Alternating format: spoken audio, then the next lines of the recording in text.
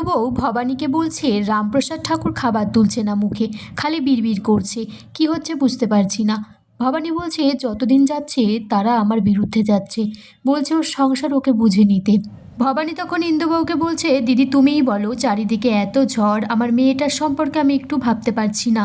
অন্যদিকে রামপ্রসাদ ঠাকুর আমাকে সাবধানতা করেছে, জগৎ শেঠ ঠাকুরকে কথায় আমি ভরসা করতে পারছি না। ইন্দুবউ বলে তুই বোন বরঞ্চ রঘুরাজের সাথে কথা বল, উনি একজন বিচক্ষণ মানুষ। এদিকে জগৎ শেঠ রঘুরাজাকে বলে আমি আপনাকে কিছু গোপনে বলতে চাই, যে রামপ্রসাদ সাধক বাবাজি এসেছে, উনি মুখোশ পরে আছে, এই সাধক নাকি রাজরানীকে কুবুদ্ধি দিচ্ছে। গোপন কথা যদি বাইরে চলে যায়, গোপন কথা বাইরে চলে গেলে বড় মুশকিল হয়ে যাবে আমাদের। রঘুরাজা তখন বলছে ভবানী মার উপর আমার এটুকু বিশ্বাস আছে।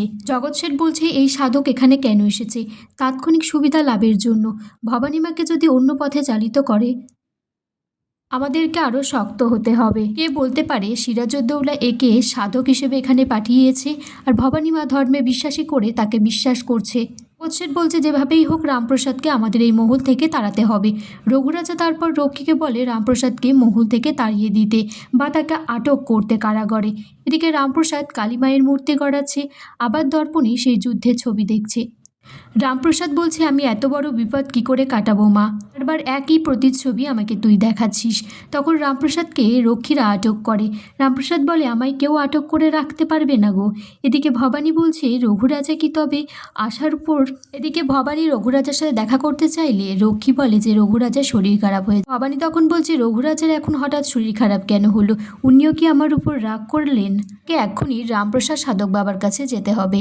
রঘুরাজা তখন জগৎ শেঠকে বলছে সিরাজউদ্দৌলা যদি সত্যি বিচক্ষণ চাল চেলে থাকে, ধর্মবিশ্বাসকে কাজে লাগায়, তার জন্য ভবানী মার উপর নিষ্ঠুরতা আমার হতেই হবে। এদিকে রামপ্রসাদকে কারাগারে আটক করে রেখেছে। রামপ্রসাদ তারামাকে বলছে এত হাহাকার আর যে থামছে না, চারিদিকে এত মৃত্যু দুঃখ কষ্ট, মা বারবার দেখাচ্ছিস কেন? ভবানী রামপ্রসাদকে খুঁজতে ঘরে এসেছে। ভবানী বলছে রাত তো অনেক হয়েছে, মাটি মূর্তি এখানেই পড়ে আছে, তাহলে রামপ্রসাদ সাধক কোথায় গেলেন? তারপর রামপ্রসাদ কালীমার আরাধনা করতে করতে গান গাইছে।